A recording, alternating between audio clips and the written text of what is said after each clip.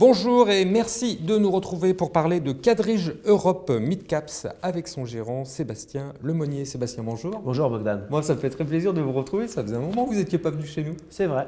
Bon, justement, vous avez un fonds qui marche super bien, qui a fait une très très bonne année. 3 ans déjà de parcours très bon. On ne le sait pas assez, je voudrais qu'on en parle un petit peu. Qu'est-ce qui vous différencie aujourd'hui vraiment par rapport à vos concurrents sur ce marché qui est vraiment un marché de spécialistes? Alors c'est vrai qu'il y a beaucoup de très bons gérants. Je pense qu'il y a 3 particularités sur Quadrige Europe Midcap. C'est un fonds concentré, 30-35 valeurs, pas plus. On se concentre sur peu de choses, on essaye de bien le faire. Et un poids notamment du top 10 qui va jusqu'à 50% du portefeuille. Ça, c'est le premier élément. Deuxième élément, c'est une gestion engagée sur le terrain, avec plus de 400 contacts sociétés chaque année en moyenne en Europe, et une approche aussi qui est relativement engagée sur la partie ESG, parce qu'on fait 20-25% de nos contacts sociétés sur cet angle ESG. Et le dernier élément, qui pour moi est le plus important, moi qui viens du monde sportif, le tennis, c'est une gestion sans complaisance. Peu importe finalement la gestion value, la gestion de croissance. Pour moi, c'est comme le bon vin. Il y a du bon vin en Bourgogne, il y a du bon vin à l'étranger, il y a du bon vin georgien.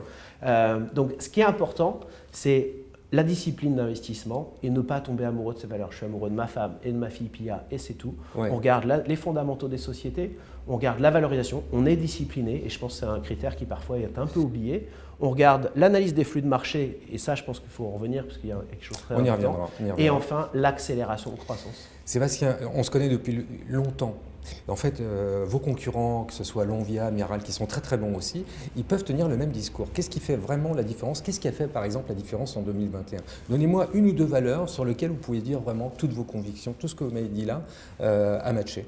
Au-delà d'un bon stock picking, notamment sur des valeurs de réouverture qui ont été délaissées à un moment donné, ça a été de regarder les flux de marché, la valorisation. Alors oui, il y a plein de valeurs de qualité et de croissance qui sont magnifiques et qui sans doute ne vont pas faire d'avertissement de résultats, mais dont on s'est rendu compte aujourd'hui, et c'est la partie analyse de flux, au-delà d'être juste un stock picker, on s'est rendu compte qu'elles étaient surtout tirées par des taux d'intérêt qui étaient bas et c'était devenu un peu une gestion par défaut. À titre d'exemple, par exemple, qu'est-ce qui a récolté beaucoup d'encours ces dernières années? Les fonds de croissance, les fonds ESG et les fonds qui sont notamment nordiques. Je ne dis pas qu'il y a des super valeurs dans les pays nordiques. J'ai aujourd'hui encore des idées, une valeur comme SimCorp par exemple, qu'on a pu acheter depuis quelques mois.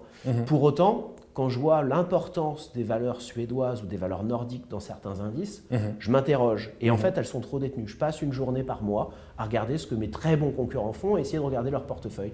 Parfois, je leur pique des idées, j'ai aucun problème avec ça. Mais parfois, j'essaye aussi de voir où c'est un peu trop concentré.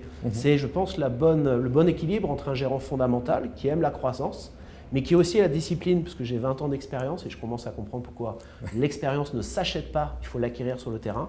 J'ai aussi connu un monde value où les taux d'intérêt montaient, où il y avait de l'inflation.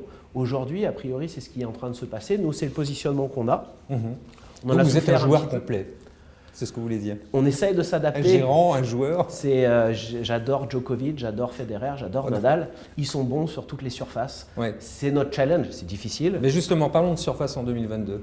Je pense que déjà, il faut être humble. Même si pour nous, ça se passe plutôt bien, on a encore une performance positive à mi-janvier. Parce que ça se gâte pour vous, là, les mid and small, depuis le début de l'année, c'est... On a profité justement de ne pas être complaisant sur certaines valeurs qu'on adore, mais qu'on trouve beaucoup trop chères. En revanche, on est assez exposé aujourd'hui sur des sociétés qui peuvent profiter de l'inflation et où aujourd'hui, on sous-estime leur pricing power et du coup leur accélération de croissance. Exemple. Un bon exemple, je pense, c'est Viscofan, une valeur espagnole qui, alors c'est pas très sexy, c'est le packaging de la chair à saucisse. Un des avantages, c'est que c'est un oligopolistique. C'est un acteur qui, depuis 3-4 ans, sous l'égérie de sa famille, en fait, a beaucoup investi dans son excellence opérationnelle et qui est bien en avance par rapport à tout le monde. Ces investissements sont derrière nous. Donc, on est normalement en période de récolte des cash flows. Et là où c'est intéressant, c'est que c'est un fixeur de prix dans son industrie. Ses deux principaux concurrents ne vont pas très bien. Et les clients suivent. Et les clients n'ont pas le choix, surtout. Quand il y a du pricing power, on n'a pas le choix. Les 4 points à retenir sur votre fonds. Alors, la première, c'est la non-complaisance, ça vous l'avez bien compris. La deuxième, je pense, c'est mon expérience de 20 ans. J'ai été gérant value, j'ai été gérant de croissance. Aujourd'hui, il y a beaucoup de participants qui peut-être n'ont connu que la croissance et n'ont surtout pas connu un monde inflationniste. Je vous suis. L'autre élément, c'est un fonds labellisé ISR. On a reçu un prix d'ailleurs sur l'ensemble de la gamme Quadrige l'année dernière. Et puis la dernière, c'est les performances, même si le passé ne préjuge rien du futur. Un TRI depuis 6 ans qui est supérieur à 11,5%, je crois 11,7%. Et puis une performance sur 3 ans glissant qui est aux alentours de 65%, ce qui est, quand on regarde Cantalis, 25%, un peu plus de 25% supérieur à la moyenne de sa catégorie. Bon, pourvu que ça dure. Hein. Sébastien, merci beaucoup en tout cas. Merci à vous.